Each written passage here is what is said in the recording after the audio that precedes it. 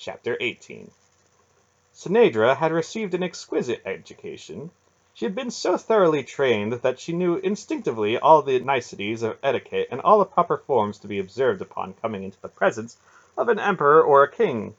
But the physical presence of a god still baffled and even frightened her. She felt awkward, even gauche, like some ignorant farm girl. She found herself trembling, and for one of the few times in her life, she hadn't the faintest idea what to do. Ull was still looking directly into Relg's awe-struck face. "Thy mind hath twisted what I told thee, my son," the god said gravely. "Thou hast turned my words to make them conform to thy desire rather than my will." Relg flinched, and his eyes were stricken. "I told thee that the child who will be Gorham will come to Ulgo through thee," Ull continued, "and that thou must prepare thyself to nurture him and see to his rearing. Did I tell thee to exalt thyself by reason of this?" Relg began to shake violently. "Did I tell thee to preach sedition, or to stir Ulgo against the Gorham, whom I have chosen to guide them?" Relg collapsed. "Forgive me, oh my God!" he begged, groveling again on the floor. "Rise, Relg," Ull told him sternly. "I am not pleased with thee, and thine obeisance offends me, for thy heart is filled with pride. I will bend thee to my will, Relg, or I will break thee. I will purge thee of this overweening esteem thou hast for thyself. Only then wilt thou be worthy of the task to which I have set thee." Relg stumbled to his feet, his face filled with remorse. "Oh my God!" he choked. "Hearken unto my words, Relg, and obey me utterly. It is my command that thou accompany Belgarath, disciple of Alder, and render unto him all aid within thy power. Thou wilt obey him, even as if he were speaking in my voice. Dost thou understand this?" "Yes, oh my God," Relg replied humbly. "And wilt thou obey?" "I will do as thou hast commanded me, oh my God, though it cost me my life." "It shall not cost thee thy life, Relg, for I have need of thee. Thy reward for this shall be beyond thine imagining." Relg bowed in mute acceptance. The god then turned to the Gorham. "Abide yet a while, my son," he said. "Though the years press heavily upon thee, it shall not be long until thy burden shall be lifted. Know that I am pleased with thee." The Gorham bowed in acceptance. "Belgarath," greeted the sorcerer, "I have watched thee at thy task, and I share thy master's pride in thee. The prophecy moves toward thee, and Pulgera thy daughter toward that moment we have all awaited." Belgarath also bowed. "It's been a long time, most holy," he replied, "and there were twists and turns to it that none of us could truly see at the beginning." "Truly," Hull agreed. "It hath surprised us all upon occasion. Hath Alder's gift to the world come into his birthright as yet?" "Not entirely, most holy," Pulgera answered gravely. "He's touched the edges of it, however, and what he's shown us so far give us hope for his success." "Hail then, Belgarian," Ull said to the startled young man. "Take my blessing with thee, and know that I will join with Alder to be with thee when thy great task begins." Garion bowed, rather awkwardly, Synedra noticed. She decided that soon, very soon, she'd have to give him some schooling in such matters. He'd resist, naturally.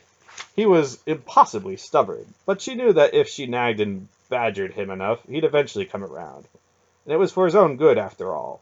All seemed to be still looking at Garion, but there was a subtle difference in his expression. It seemed to Synedra that he was communicating wordlessly to some other presence. Something that was a part of Garion, and yet not a part of him.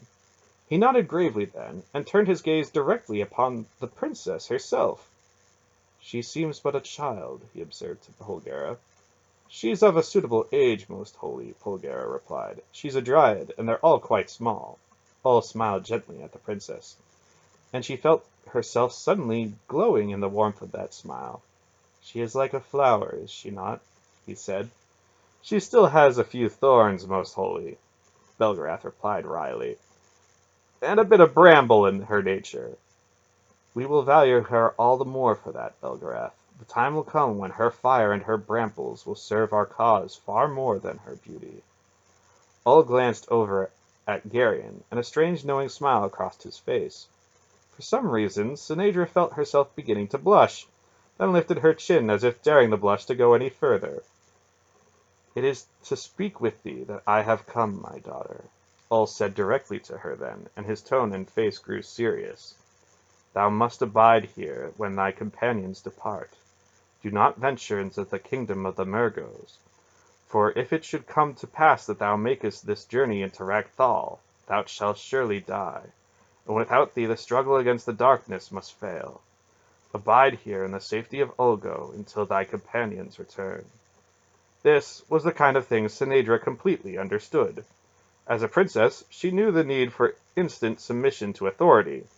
Though she had wheedled, coaxed, and teased her father all her life to get her own way, she had seldom directly rebelled. She bowed her head. "I will do as thou hast commanded, most holy," she replied without even thinking of the implications of the god's words. All nodded with satisfaction. "Thus is the prophecy protected," he declared. "Each of you hath his appointed tasks in this work of ours, and I have mine as well. I will delay you no longer, my children. Fare you all well in this. We will meet again." Then he vanished. The sounds of his last words echoed in the caverns of Ulgo. After a moment of stilled silence, the hymn of adoration burst forth again in a mighty chorus, as every Ulgo raised his voice in ecstasy at his divine visitation. "Balar!" Beric breathed explosively. "Did you feel it?" "Allah has a commanding presence," Belgrath agreed. He turned to Relg, one eyebrow cocked rather whimsically. "I take it you've had a change of heart," he observed. Relg's face had gone ashen, and he was still trembling violently. "I will obey my God," he vowed. "Where he has commanded me, I will go." "I'm glad that's been settled," Belgrath told him. "At the moment, he wants you to go to Ragthal. He may have other plans for you later, but right now Ragthal is enough to worry about." "I will obey you without question," the fanatic declared, "even as my God has commanded me." "Good," Belgrath replied, and then he went directly to the point. "Is there a way to avoid the weather and the difficulties above?" "I know a way," Relg answered. "It's difficult and long, but it will lead us to the foothills above the land of the horse people." "You see," Silk observed to Beric, "he's proving useful already." Beric grunted, still not looking entirely convinced.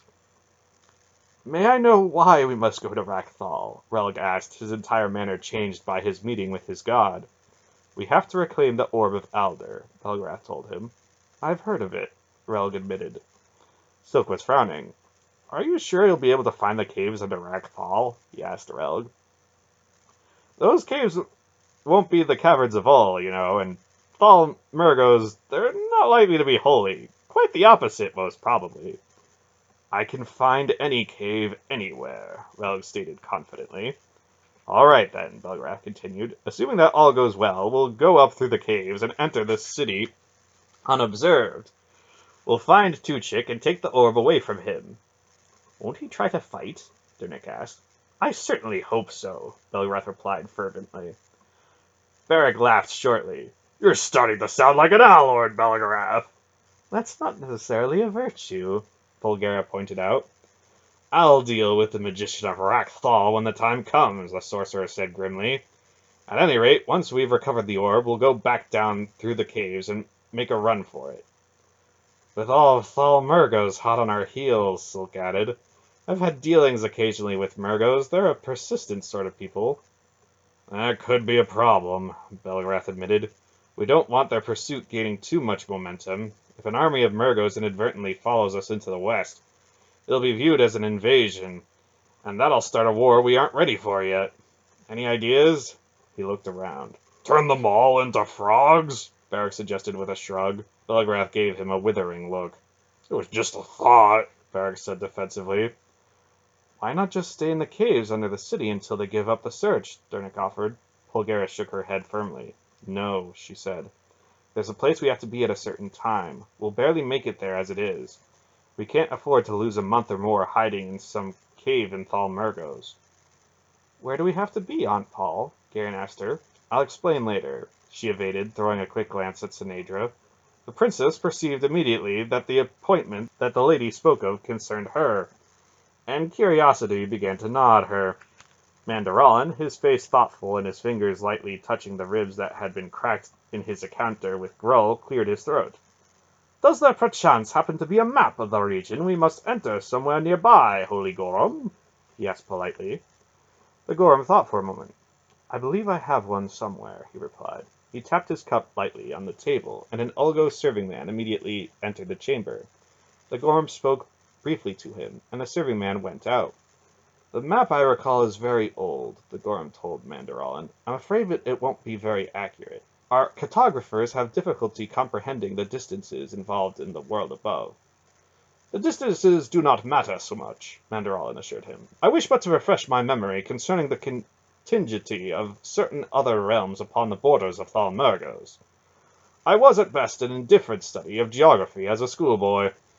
The serving man returned and handed a large roll of parchment to the Gorham. The Gorham in turn passed the roll to Mandaralin. The knight carefully unrolled the chart and studied it for a moment. It is as I recalled, he said. He turned to Belgarath. Thou hast said, ancient friend, that no Murga will enter the Vale of Alder. That's right, Belgarath replied. Mandaralin pointed at the map. The closest border from Rakthal is that which abuts Talnadra. He showed them. Logic would seem to dictate that our route of escape should lie in that direction, toward the nearest frontier. All right, Belgarath conceded. Let us then seem to make all haste toward Talnadra, leaving behind us abundant evidence of our passage. Then at some point where rocky ground would conceal signs of our change of direction, let us turn and strike out to the northwest toward the Vale. Might this not confound them? Might we not confidently anticipate that they will continue to pursue our imagined course? In time, certainly, they will realize the error, but by then we will be many leagues ahead of them. Pursuing far to our rear, might not the furthest discouragement of the prohibited Vale cause them to abandon the chase entirely? They all looked at the map. I like it, Varric said, effusively slapping one huge hand on the knight's shoulder. Mandaralin winced and put his hand to his injured ribs. Sorry, Mandaralin, Varric apologized quickly. I forgot. Silk was studying the map intently. It's got a lot to recommend it, Belgarath, he urged. And if we angle up here, he pointed, we'll come out on top of the eastern escarpment. We should have plenty of time to make the descent, but they'll definitely want to think twice before trying it. It's a good mile straight down to that point. We could send word to Chohag, Hadar suggested. If a few clans just happened to be gathered at the foot of the escarpment there, the Murgos would think more than twice before starting down. Belgarath scratched at his beard. All right, he decided after a moment. We'll try it that way. As soon as Relg leads us out of Ulgo, you go pay your father a visit, Hadar. Tell him what we're going to do, and invite him to bring a few thousand warriors down to the Vale to meet us. The lean Algar nodded, his black scalp lock bobbing. His face, however, showed a certain disappointment. Forget it, Hadar, the old man told him bluntly. I never had any intention of taking you into Thalmergos. There'd be too many opportunities there for you to get yourself in trouble. Hadar sighed somewhat mournfully. Don't take it so hard, Hadar, Silk bantered. Murgos are a fanatic race. You can be practically certain that a few of them at least will try the descent, no matter what's waiting for them at the bottom. You'd almost have to make an example of them, wouldn't you? Hadar's face brightened at that thought. Silk, Lady Pulgara said reprovingly. The little man turned an innocent face to her. We have to discourage pursuit, Pulgara, he protested. Of course, she replied sarcastically. It wouldn't do to have Murgos infesting the Vale, would it? Do you mind? I'm not really all that bloodthirsty, you know. She turned her back on him. Silk sighed piously. She always thinks the worst of me. By now, Sinedra had sufficient time to consider the implications of the promise she had so unhesitatingly given to Ull. The others would soon leave, and she must remain behind. Already she was beginning to feel isolated, cut off from them, as they made plans which did not include her. The more she thought about it, the worse it became. She felt her lower lip beginning to quiver. The Gorm of the Ulgos had been watching her, his wide old face sympathetic. "It's difficult to be left behind," he said gently, almost as if his large eyes had seen directly into her thoughts. "And our caves are strange to you, dark and seemingly filled with gloom." Wordlessly she nodded her agreement. "In a day or so, however," he continued, "your eyes will become accustomed to the subdued light. There are beauties here which no one from the outside has ever seen. While it's true that we have no flowers, there are hidden caverns where gems bloom on the floors, and walls like wild blossoms. No trees or foliage grow in our sunless world, but I know a cave wall where vines of pure gold twist in ropey coils down from the ceiling and spill out across the floor." "Careful, holy Gorham," Silk warned. "The princess is Talnadrin. If you show her that kind of wealth, she may go into hysterics right before your eyes." "I don't find that particularly amusing, Prince Keldar," Sanadra told him in a frosty tone. "I'm overcome with remorse, your Imperial Highness," he apologized, his towering hypocrisy in a flurried bow. In spite of herself, the princess laughed. The rat-faced little Draznian was so absolutely outrageous that she found it impossible to remain angry with him. "You'll be as my beloved granddaughter while you stay in Ulgo, Princess," the Goron told her. "We can walk together beside our silent lakes and explore long-forgotten caves. And we can talk. The world outside knows little of Ulgo. It may well be that you will become my very first stranger to understand us." Sinedra impulsively reached out to take his frail old hand in hers. He was such a dear old man. "I'll be honored, Holy Gorham," she told him with complete sincerity. They stayed that night in comfortable quarters in the Gorm's pyramid-shaped house, though the terms night and day had no meaning in a strange land beneath the earth. The following morning several Ulgos led the horses into the Gorm's cavern, traveling, the princess assumed, by some longer route than the one the party had followed, and her friends made their preparations to leave. Sinedra sat to one side, feeling terribly alone already. Her eyes moved from face to face as she tried to fix each of them in her memory. When she came at last to Geryon, her eyes brimmed. Irrationally, she had already begun to worry about him. He was so impulsive. She knew that he'd do things that would put him in danger once he was out of her sight. To be sure, Pulgera would be there to watch over him, but it wasn't the same.